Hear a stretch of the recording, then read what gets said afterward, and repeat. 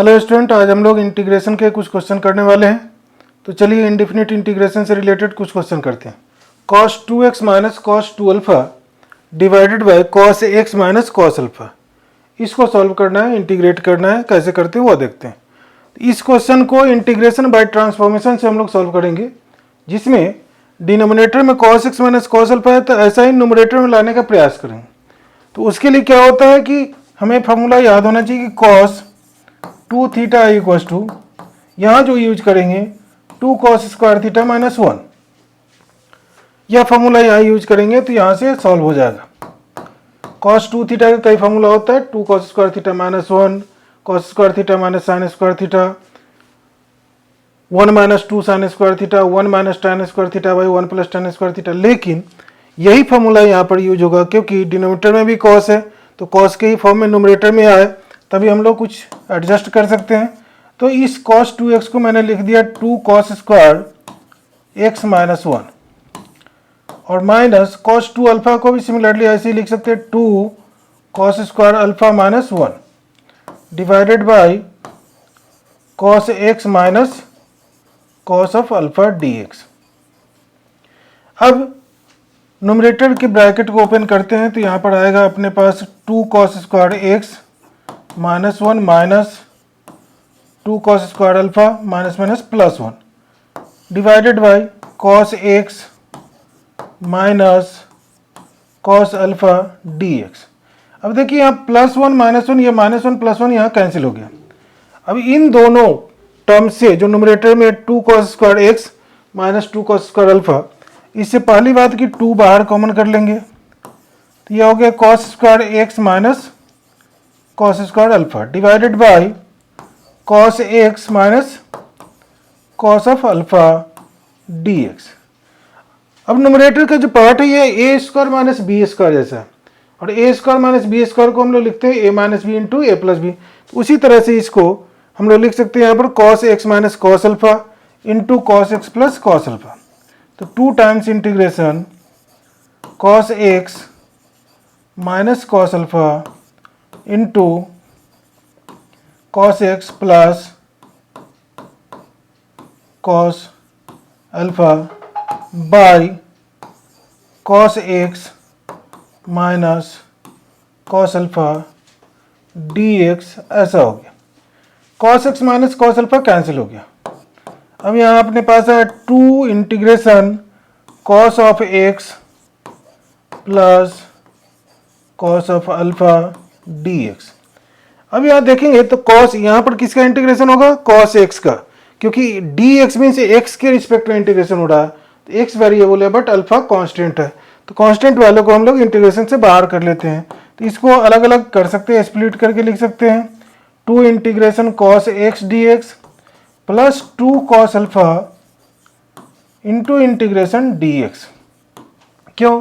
cos alpha constant है, अगर integration के अंदर भी कोई कांस्टेंट मल्टीपल में हो तो उसे बाहर इंटीग्रेशन से कर सकते हैं, इसलिए ऐसा कर दिया। अब यहाँ 2 cos x का इंटीग्रेशन क्या होता है? sin x लिख दिया। 2 cos अल्फा कांस्टेंट है, तो dx का इंटीग्रेशन क्या होगा? x। इस तरह से हम लोग ऐसे करके प्लस एक कांस्टेंट ऑफ इंटीग्रेशन c कर दिया, यही आंसर हो गया। ठीक है, एक क्वेश्चन और लेते हैं। यहाँ पर मैंने लिख दिया integration 1 upon 1 plus e raise minus x dx, 1 upon 1 plus e raise minus x dx। अब इसको इंटीग्रेट करना है। इसको डायरेक्ट कुछ अभी कर नहीं सकते, इसको करना क्या है कि ई रेज माइनस एक्स को पहले पावर नेगेटिव को हटाना है, न्यूमरेटर में जाएगा, फिर सब्स्टिट्यूशन यूज करेंगे तो बनेगा। तो पहले वाले को इंटीग्रेशन बाय ट्रांसफॉर्मेशन से सॉल्व किए, अभी जो है इसमें इंटीग्रेशन बाय सब्स्टिट्यूशन इसको यूज करेंगे तो सॉल्व होगा। लेकिन पहले थोड़ा सिंप्लीफाई करना है। इंटीग्रेशन है तो आई से डिनोट कर लेंगे 1 अपॉन 1 प्लस, और इसको e to the power minus x को 1 upon e raise x dx ऐसे लिख लिया। अब एलसीएम लेंगे तो यहाँ पर हो गया e to the power x plus 1 by e to the power x, denominator में ही dx। अब यह e to the power x पलट के ऊपर गया तो e to the power x d x हो गया यहाँ, divided by e to the power x plus 1 ऐसा हो गया।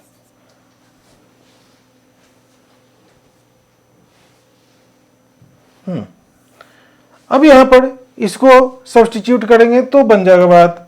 तो अपने पास है e to the power x plus 1, उसको जेड मान लिया, टी मान लिया, यू मान लो, कुछ भी मान लो। अब डिफरेंशिएट करेंगे तो e to the power x, constant का डेरिवेटिव हो गया 0, तो e to the power x d x लिख दिया और इधर डी जेड। अब देखो e to the power x d x numerator में है तो उसके जगह पर क्या लिखेंगे डी जेड, क्योंकि सब्सटीट्यूट किए हैं यहाँ पर। और e to the power x plus 1 total को ही मैंने माना था जेड, तो यह हो गया जेड। तो 1/x का इंटीग्रेशन होता है ln x या log mod x प्लस सी बोलते हैं। यहाँ पर भी हम लोग लिखेंगे तो log of mod of z plus c. अब z की वैल्यू यहाँ डाल दो तो log ऑफ mod z क्या है तो e to the power x plus 1 plus C. Log के आर्गुमेंट में मॉडुलस इसलिए लगाया जाता है क्योंकि आर्गुमेंट करने पर भी नेगेटिव। यहाँ चूंकि e to the power x ऐसे ही पॉजिटिव है, प्लस 1 है, तो ये पॉजिटिव क्वांटिटी है, इसलिए मॉडुलस रहे भी नहीं भी रहेगा तो भी कोई बात नहीं। इस तरह से इस टाइप के क्वेश्चन को हम लोग सॉल्व करते हैं।